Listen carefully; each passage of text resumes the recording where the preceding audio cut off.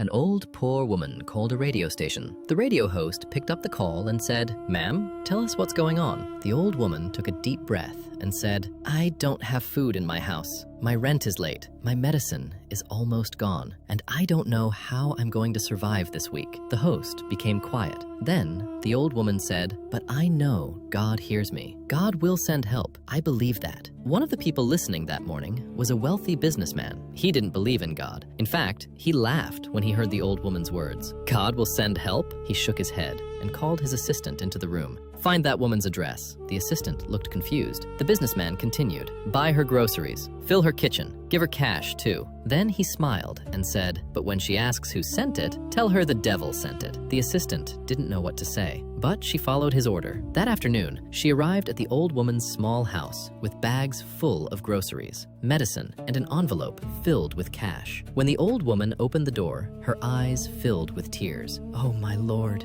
She covered her mouth with trembling hands. "Thank you, God. Thank you." The assistant carried the bags inside. The old woman kept smiling, crying, and thanking God over and over again. Finally, the assistant paused and asked, "Ma'am, don't you want to know who sent all this?" The old woman looked at her gently. Then she smiled. "Child, it doesn't matter who brought it. When God gives the order, even the devil has to obey." Sometimes help comes through people you never expected. Sometimes blessings arrive through hands that don't even understand why they're giving. But faith doesn't ask where the package came from. Faith knows who gave the command. So when life feels empty, when the door feels closed, when you don't know how, help will arrive. If this story touched your heart, leave a like, share it with someone who